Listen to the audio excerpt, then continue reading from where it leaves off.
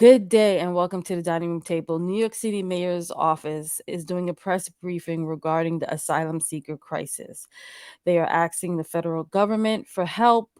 The Biden administration, this crisis has exploded. There's no more shelters, no more housing, and they're running out of money. And so the mayor's office is doing this press conference not only to talk to the federal government, but to let the people of New York City know what's going on. So let's hear from them. Good afternoon. I'm Ann Williams-Isom, Deputy Mayor for Health and Human Services, and I'm glad to be back this week for our asylum seeker briefing. I'm joined today by Dr. Ted Long from Health and Hospitals and Commissioner Iskell, our Commissioner for New York City Emergency Management. As you all have seen in recent days, we continue to work to meet the needs and enlist greater support from our state and federal partners. For months, we've been calling on the state and the federal government to do more in this effort, and we're glad to see some movement in using Floyd Bennett Field as an emergency shelter site. We're still working out the details with the federal and state governments, but we're grateful to Governor Hochul for her partnership in advocating for this site and for her commitment to helping to pay for it. So there has been protests by that location. It's away from a lot of things. There's no stores. There's nothing over there. So people have been over there protesting. It's across from a sports center where children go to. So they're supposed to have signed the lease, or they're reviewing the lease at this point. She said who will pay for it if it's um, that'll be interesting to know who pays for that as well. We know that there are complexities of unlocking sites under state and federal jurisdiction. And as the mayor said in a statement yesterday, unless we are able to get sustained and coordinated state and federal support, work authorization, and a decompression strategy, we'll be forced to be playing this whack-a-mole, racing to keep opening relief centers as asylum seekers keep arriving by the thousands. It's So this is her plan. This is the administration plan. They need federal funding, they need state funding, and they need work authorization from the federal government. That sounds like what she's saying. simply unsustainable. We have made progress in recent weeks with state-supported sites opening at Creedmoor in Queens and Randall's Island, with state government funding both sites. And there has been protests at all those sites, but they don't have anywhere else to put, you know, um, the asylum seekers. So that's where they're putting them. As the mayor has said in recent weeks, though, we're looking at roughly $12 billion price tag over 3 years, absent more support from our state and federal partners. We look forward to continuing to work together with partners at all levels of government to address this issue, but that is what is going to be required. Let me now turn it over to Dr. Long to talk about Randall's Island. Thank you, Deputy Mayor.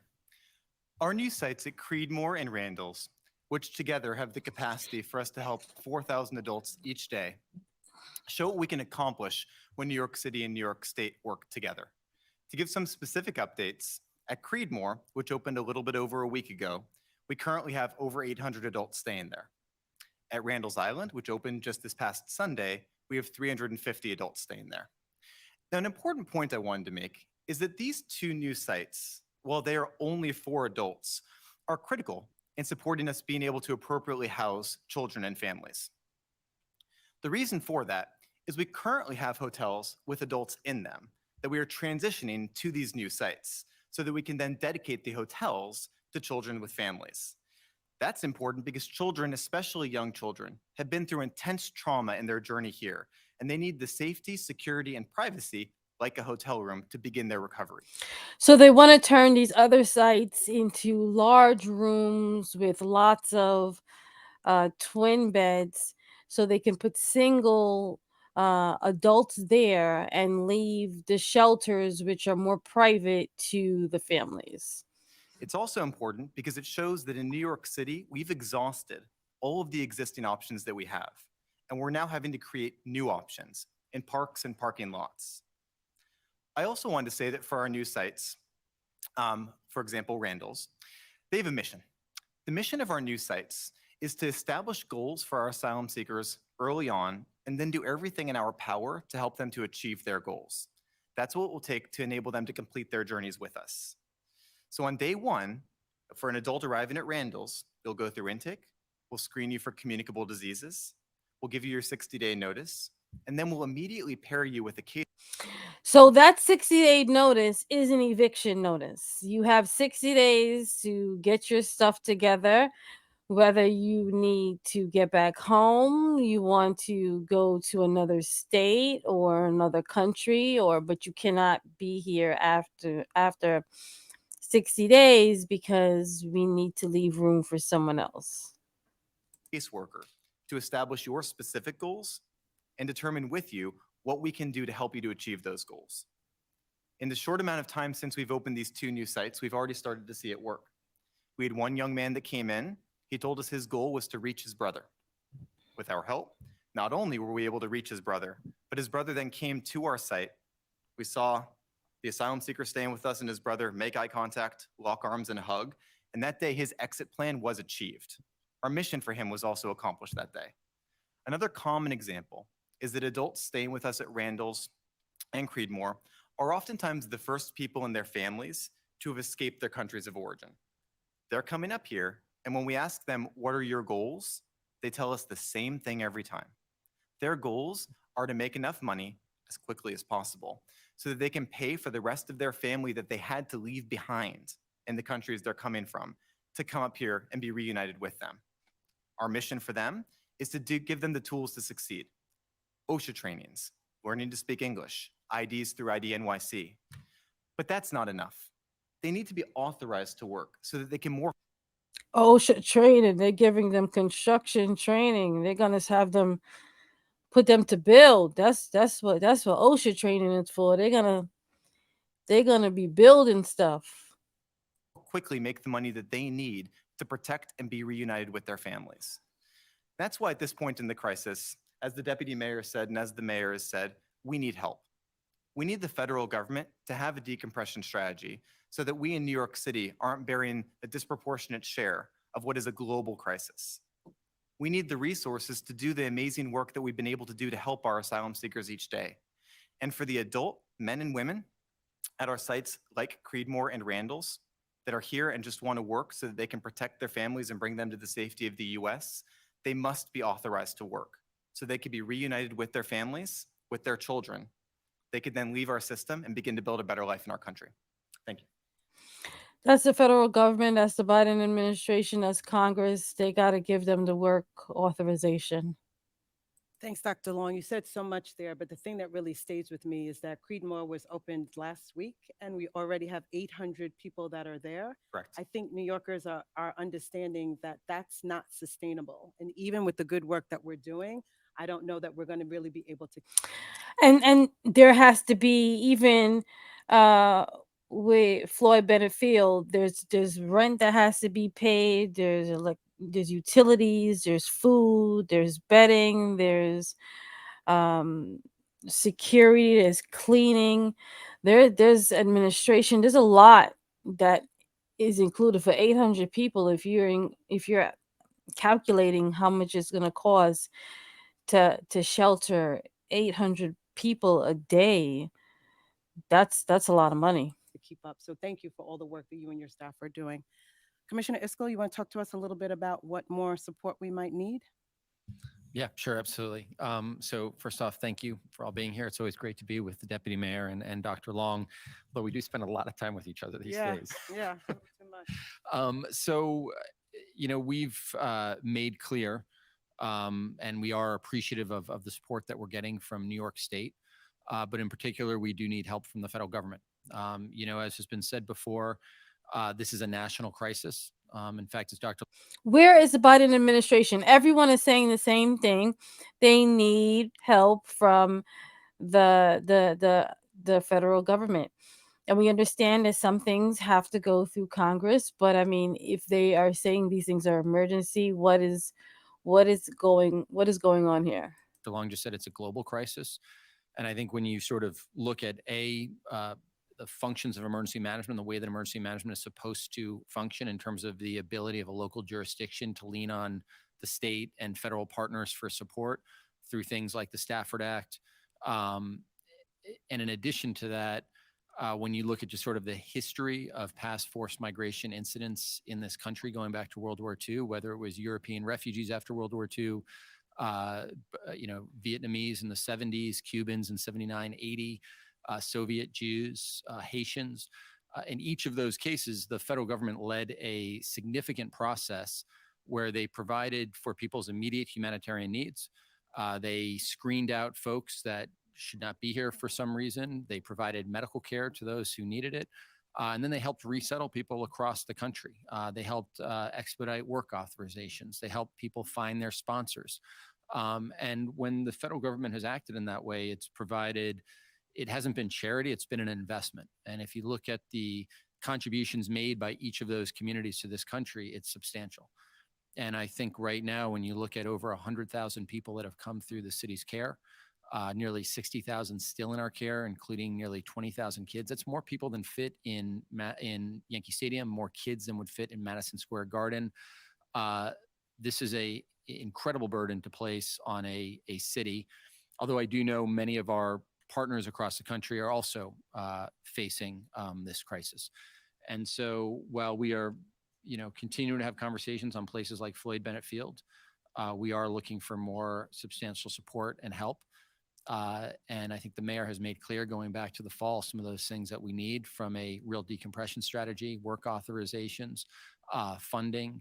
But I think that this is something that needs to start taking priority as a national crisis, not just a crisis for the cities and jurisdictions like New York that are left to shoulder it.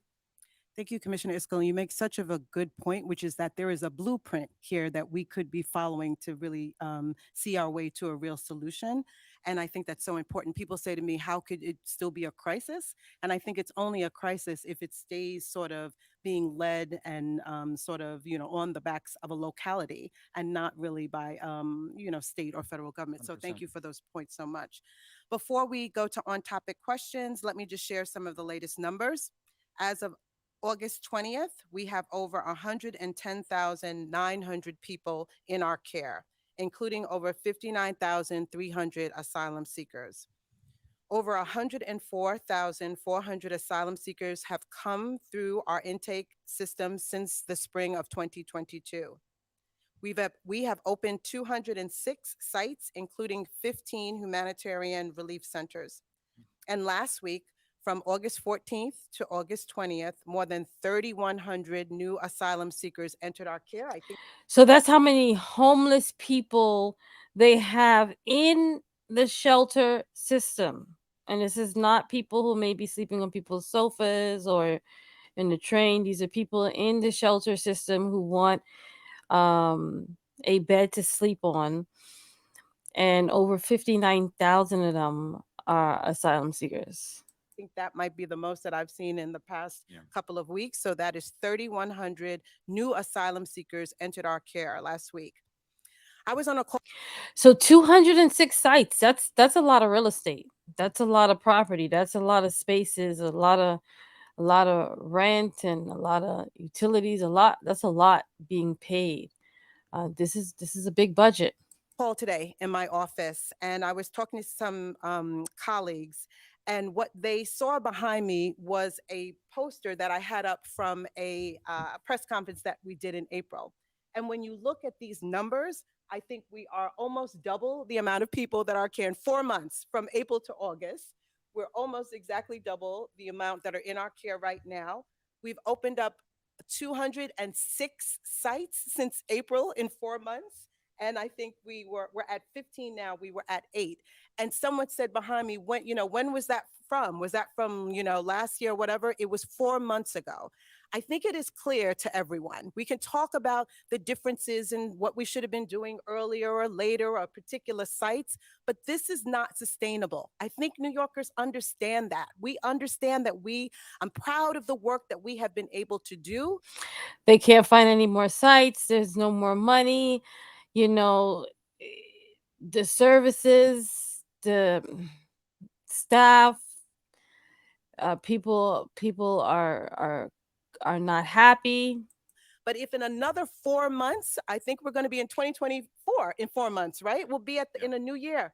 We're going to double these numbers again. That doesn't make sense. And I think we need to do something different and we need to have a different strategy here.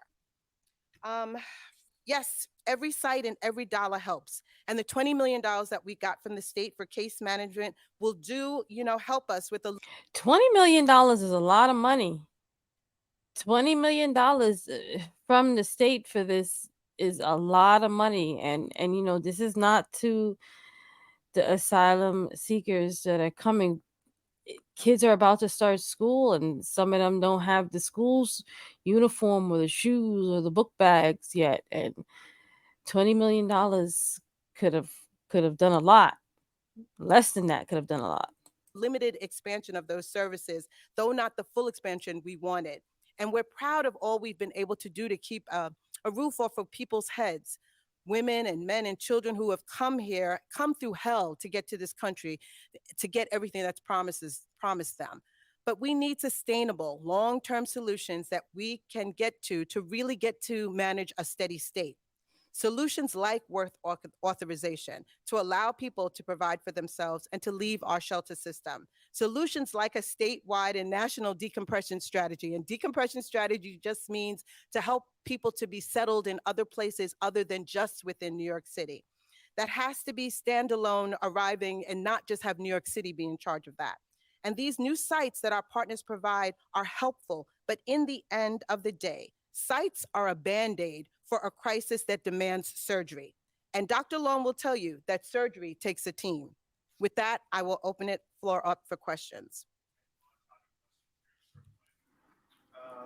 For the deputy mayor, you just said that we need a different strategy here. And, we reported yesterday that there's this proposal, a couple of advocacy groups are demanding that the city expand housing vouchers to include undocumented immigrants. And I think there's some questions over, does the city have the ability to do that legally? Would the state have to get involved? How exactly that would work mechanically? Is that a potential solution? So, in order to get these asylum seekers out of the shelters, they would go into permanent housing. But they don't have the money to go into permanent housing. So there are advocates looking to have the federal government issue funding for the asylum seekers to have this funding to pay for them to get stable housing. I understand what they're saying. There's just so many people here already who have been on waiting lists who need um, that type of housing assistance, and they don't have it. So The administration is open to? What are some of the potential tripwires to enacting that if it is? So I did see that, and I'm looking forward to having that conversation with the advocates to see what they are putting on the table as a solution. But this is what I think, Michael. Even if I was to get out 50,000 people out of the system right now, if I'm still getting 3,100 a week, I'm not sure that we catch up that way. So I think this idea about a decompression strategy, making sure that people can work, and really to the commissioner's point, who should be running this immigration issue right now? Should it be the homelessness system in New York City?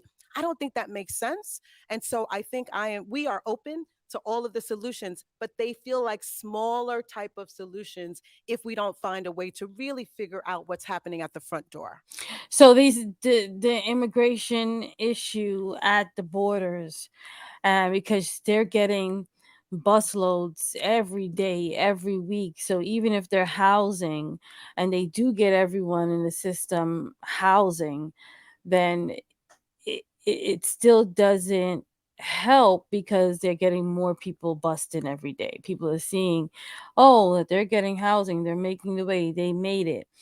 So I'm gonna try, and it continues. Matt, go ahead. Deputy Mayor, you said earlier that you want migrants, or Dr. Long said that migrants ought to work. Until a migrant's legal status is resolved and he or she is authorized to work, is your advice for a migrant to work illegally or not to work? These media, these journalists, why would she say that she tells them to work illegally? They can't work. The federal government has not given them permission to work. They can't work. And she can't give them advice. That's why they have a case manager. So I'm not going to give migrants See? advice, but what I would say is that I think having work authorization will make it much easier for us to help resettle migrants to other jurisdictions. Many who right now are hesitant because they don't want to have a group of people that are in their towns or in their communities that can't work. That makes sense to me. And I think that if we could get work authorization, that would help the resettlement process. And right now, I'm looking for solutions that are big solutions to a very big national. So many of the counties within New York State, their leaders are saying we don't want asylum seekers who are just sitting around who can't work, because then we're gonna have to give them the support. So New York City is saying, well, if they can work, then they can settle in other parts, other counties, and be able to support themselves and their families. No problem. Can I add one thing Sure. to that? Yeah. Sorry, just one thing I'd add to that is, so it's no secret that a lot of the migrants, asylum seekers, folks in our care are working. They're working in the informal economy. They're working jobs, like as delivery workers. By having work authorizations, there's a lot of misperceptions around who migrates during forced migrations. A lot of times people think it's the poorest of the poor. It's usually not. It's usually people who are professional. So he's just said he knows migrants are working. They don't have the work authorization, so he says he's aware. Professionals, people that were in the middle class, people with real trades and skills, and we're seeing that. And part of the problem is yes, there are jobs in the informal economy that people are working and can do. But if they have work authorization, that opens up a universe of workforce training, of more professional opportunities, of jobs that are not available for them in the informal economy that could be real net contributors to an economy, payroll taxes, Such as joining unions and getting training and skills to further what they want to do. etc. If a caseworker is asked by a migrant, should I work illegally or not? What are your caseworkers telling migrants? I don't think He's our asking the same caseworkers are getting question. that question. Our caseworkers are talking to people. I'm just gonna tell you. Sorry, I'm gonna answer what I thought. When people are talking to their caseworkers, I think they're talking about: do you have anybody that you can stay with? Where did you come here to do? Where would you like to resettle? What more can we help you with? We want to help you with an ID card. Those are the things that I've heard. I have never heard anybody who's probably nervous about being in a situation ask someone who they think represents the government whether or not they should work illegally. I haven't experienced that. Have you all experienced No, that? Right, because they're just going to be putting themselves in trouble if they're acting them or giving some idea that they're looking to do something illegal. the But so that's not the question you asked. You asked us, would we give people advice to work illegally? And I'm telling you that I Some of can these tell you the facts on the journalists, ground. So it's exactly as the deputy mayor said. So what we do, what casework is we ask, how can we help you? And what people are asking us are they want certain tools in order to be able to work.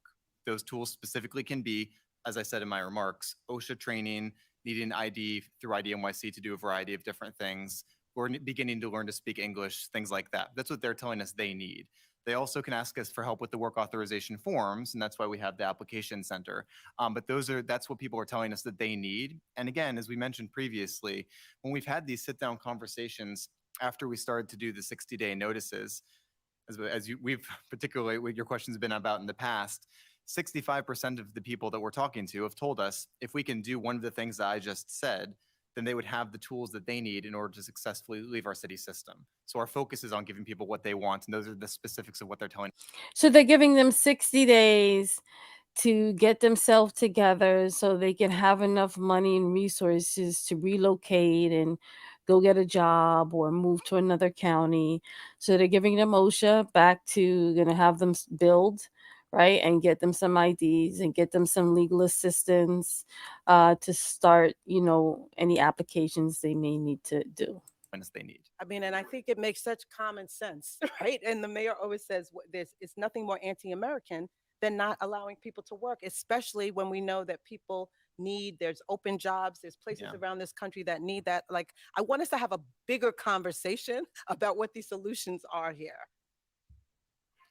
You just data question. So you mentioned 20,000 kids. Is that the most recent number of the 60K? Is that now the number of children? Because that's up from 18,000, I think, was the number. Yeah, that and I heard. said close to 20,000, but yeah, I don't. So I'm sure we'll we get can that get for you the you, and we'll exact be able to know that soon, right? Because kids will be back in school. do we have an update on the number of 60-day notices that have Yeah, I think it's about 4,500. More than 4,500. Yep. So 4,500 um, single adults received a 60-day notice, and once a 60-day notice, they have to leave. They cannot come back into that shelter. They have to reapply and come back. How do you get an appointment at this resource center? It's clear how lawyers can sign up. I have heard many people going, waiting at the Roosevelt Hotel, spend hours. You mean at the legal clinic? Well, they're trying to get an appointment at the legal clinic, but it's not clear to me how people are being referred to that legal clinic. There's no address online. Do either one of you know specifically? I think the caseworkers and that we've been Yeah, signing up that's people. right. Go ahead. Yeah, we can make referrals for people, but we also are proactively, from the city standpoint, reaching out to people, in particular families, to make them appointments in the legal clinic. At the Roosevelt Hotel, which is, of course, is our arrival center, we have a variety of things we do there, but most of the case management, which is a longer term longitudinal activity, is done at our sites. So that's what we're starting to do more and This sounds expensive. This sounds expensive. more of, as the deputy mayor said, is we're setting up those relationships now so that we can move forward over a period of time to help people to take the next step. And early on, we were knocking on doors. Sorry, go ahead. I'm sorry. If you haven't been asked at your resource center or respite center or HERC, do you want to go to this legal center? There's no way into the door. I'm not sure. Let's find out, because I know that we have 11 navigation centers around the city, and I know the navigation centers are also referring people. I also know community-based organizations know about it, so I think it's a variety of Moy ways. has their hotline too, Yeah. so there's a variety of ways to get connected. One last thing. In your memo to the state, you asked for permission to waive the 60-day or to send out 60-day notices within the DHS system. Mhm. Can you tell me about that? Has the state responded? And does that sort of open the door for a complete erosion of the right to shelter? Oh my goodness. I don't want to talk about the complete erosion of the right to shelter, because I keep on saying that I think that we have been doing a great job of preserving the right to shelter, and we don't know that it necessarily applies in the way that it has been applied 40 years ago. They're going back to court today, so I would rather not talk about what's going to happen and what that looks like. But as you know, there is the DHS system, there's the HERC system, there's the emergency search, and there's HPD. So there's certain things that we have to do differently for people who are in that DHS system. That's why we just wanted to make it clear that for the asylum seekers that are in that system, we wanted the 60 days to apply to them. Correct. Right. Correct. So you were speaking about moving a lot of the families with children into hotels, or at least that being the goal. Is there specific places, maybe Manhattan or the Bronx, that maybe are better equipped to handle these kids going to school? And are you coordinating that? And how many? School's about to start. You have, English barriers. You know, I don't know. We don't know what's going to happen. The space, the supplies. Kids do we have expecting to go to school? So we're going to have, I'll let you talk about the Sure. specifics. Yeah. We're going to have the DOE is constantly working on enrollment and which schools and where should the young people be going to school. So I suspect that in the next 2 weeks ago, we'll probably have somebody here at the DOE and focus on going back to school. I don't know that there's a particular borough where we try to put children. I think we are just putting them in the places where we have available. I also want to, So not only does the housing have to the shelter system, but they have to coordinate it with the schools, because remember, they got to travel. So the matching the pair for the family and the schools and the space is going to be tough. Deputy Mayor Fabian always tells me to make this point. it's not good growing up in a hotel room. Like it's Right. okay, but that's not ultimately what we want. We really want these children to be able to be in a place where they can have a backyard, where they can have a big kitchen. That that situation for a child going to school and trying to study and learn, and that can't be good for a child. Where they can do the things that they need. And so this idea of like, this is this great plan to put, families in hotel rooms, it's what we need to do as we're waiting for the But we've been waiting for permanent housing for children that were already in the shelter system. We've been waiting for permanent housing. There's been children in the shelters for years, families for years grow up in the shelter system, making the shelter system a lot of money. So this is really not so new. It's just that it's just so much now. federal government and the state government to help us resettle people across the country. To add a What about couple the more state? details, Mike, I think you actually covered all the Oh, sorry. points there. Sorry. Be great. You can Um, reiterate. the best place for children and their families to stay is the place we have available that can offer them privacy, security, and can help them to recover from the really strenuous and traumatic journey that they've been through.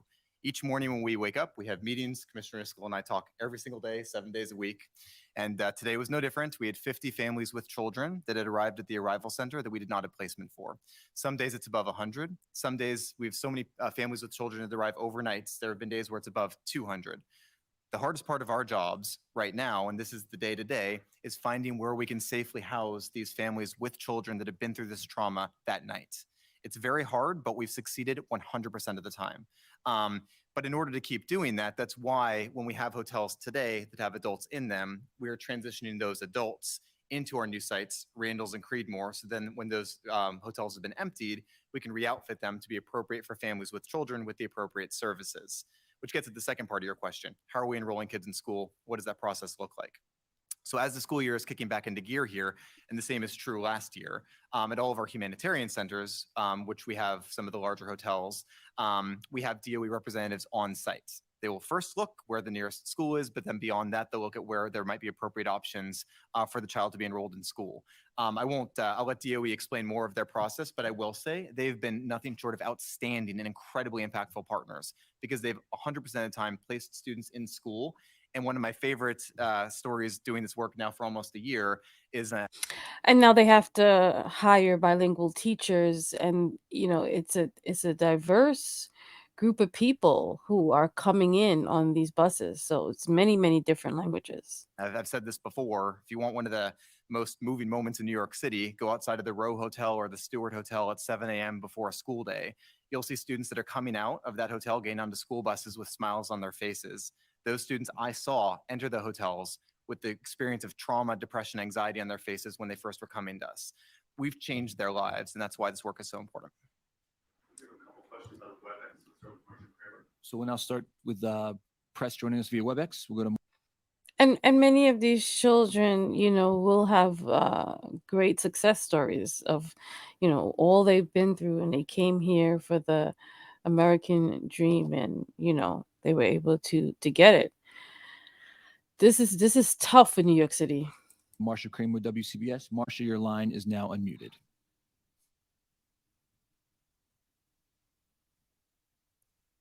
Can you hear me? Yes, we can. Okay, so my question to you is this. The city and the state and the Legal Aid Society are in court today.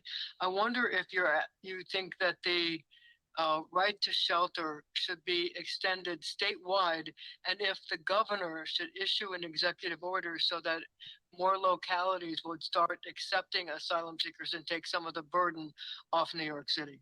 So I think So an executive order has been issued. You can see one of my other videos, but yeah, let's listen to what she has to say. Marsha, that is all gonna play out in court, Mhm. and we'll know a little bit more soon.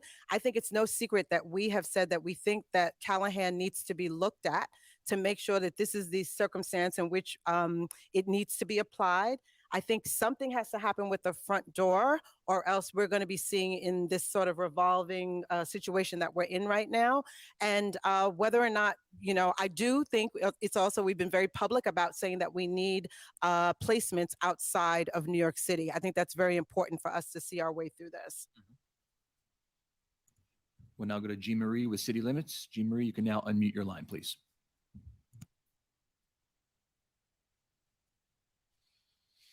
Some of the requests that the city made to the state as part of the Callahan case and the letter that was sent earlier this month as part of that case. We saw that the request included the city seeking dozens of waivers to a number of state codes and regulations around shelter. And some of these were really specific. So things like access to towels and toilet paper, that sites have access to health services. And we were wondering if you guys could comment on sort of why the city is seeking such a wide, kind of broad list of waivers, and if those waivers would apply only specifically to sites that are housing asylum seekers, or if this is a DHS-wide exception that you're looking for. So a lot of these properties, they're going to have environmental issues, just residential issues with people who have to live there. Certain codes, housing codes have to be in place. So it seems like the city is looking for waivers for some properties because they may fit for some things, but not all. But they do have to make sure that they supply the asylum seekers, the homeless overall, with proper housing, shelter housing. So again, Thanks so much. I don't want to get into the specifics of what's happening in court right now, but I think from, as you all would see when we talked about the 10 a.m. rule, or there were different rules that we just didn't think should apply right now, given that we were in a crisis. And I think the idea is to give us the most flexibility that we can so that we're able to place people as quickly as we can and get them what they need. And so I think that was the intention behind that. I think, Thank Emily, you. did you have a question? Sorry, I don't know if you missed, or maybe we didn't want But to the call. properties still have to be safe. Can you tell me how the head count of migrants, asylum seekers is conducted, the population total? Is it people who come through the intake center and Yep. resident hotel and no other means? Okay. Yeah, so great question. The arrival center is the single point of entry intended for all asylum seekers coming into New York City. So that's where the vast majority of people will come in and register. So one of the numbers we have are the number of asylum seekers that have entered the arrival center, registered, then gone through a process where we screen you for communicable diseases, offer to vaccinate you for MMR, varicella, things like that, and begin to have the case management discussion of what your goals are and whether we can help you to achieve them that day or moving forward. One important note is that not everybody that comes through the door of the arrival center ends up entering our city system. In fact, 1 out of every 4 people that enters the front door of the arrival center within 24 hours will leave the arrival center, either resettling in New York City with our help or with our help being reticketed to a different place. So before the arrival center, most people were coming into our city system. The arrival center is This is all costing somebody something for that, the gasoline, the driver, that bus. Someone's paying for all of this. given us the opportunity among those that are entering and registering with us to have an immediate intervention that's effective at the initial point of entry. Beyond that, from the arrival center, we place people either in DHS, in our respite sites run by NYCM, at our H&H Hercs, and then we have the headcount census is if you're in one of those sites and you've been placed, the overall net census there. Can I say one last thing? I feel like I've got a lot stored up from the week. So Dr. Long gave us this beautiful picture of young children who are happy and smiling and have their books and they're going to school. I want you to think about when they're coming home from school and they're coming home into, Broadway, where people don't want them riding bikes or hanging outside or having any place to play. It's not we're not trying to just create places where there's thousands of hotels and children living and growing up in hotels. That's not the goal here. We want families to. And that's important. And that was a goal for the homeless issue before the migrants. That was supposed to be the goal, that eventually they go into permanent housing. So this is just an increase of issue for the asylum seekers. to be able to be resettled in places where they can start to build community, where they can have friends, where they can be with their teachers, where they can have play dates.